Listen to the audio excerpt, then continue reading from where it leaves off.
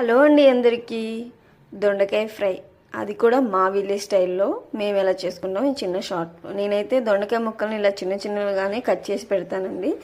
So అవి cut చేసిన అయిపోయిన తర్వాత తిరుమాత వేసేసుకొని ఆ ముక్కలు కూడా వేసేసుకొని చిటికెడు పసుపు యాడ్ చేసుకొని ఇవన్నీ కలిపి పెట్టేసుకుంటున్నాం.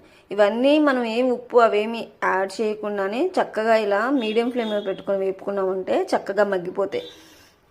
మనం పదే పదే తిప్పామంటే ఏంటంటే అవి మెత్తగా అయిపోయినట్టుగా అయిపోతాయి. ఇలా ఎప్పుడన్నా చెక్ చేసుకుంటూ తిప్పుకున్నాం అనుకోండి, ముక్కలన్నీ ఈజీగా మగ్గిపోతాయి అనమాట. అవన్నీ మగ్గిన తర్వాత రుచికి సరిపడా సాల్ట్ వేసుకున్న మా గుంటూరు మసాలా కారాన్ని కూడా యాడ్ చేసేసాను. మంచిగా ఫ్రై అయిపోయినాయి చూడండి. టేస్ట్ అయితే సూపర్ అంటే సూపర్ ఉంటుంది. అలా ఒక 2-3 మినిట్స్ ఉంచేసిన తర్వాత లాస్ట్లో కొత్తిమీరతో గార్నిష్ చేసుకున్నామంటే వేడివేడిగా దొండకాయ ఫ్రై అయితే రెడీ అయిపోతుంది. మరి మీరు ఎలా చేసుకుంటారో కామెంట్ చేయండి. ఇలా చేసుకోకపోతే చేసుకోండి. ఎలా ఉందో కూడా కామెంట్ రూపంలో తెలియచేయండి. లైక్ చేయండి, షేర్ చేయండి, సబ్స్క్రైబ్ చేసుకోండి.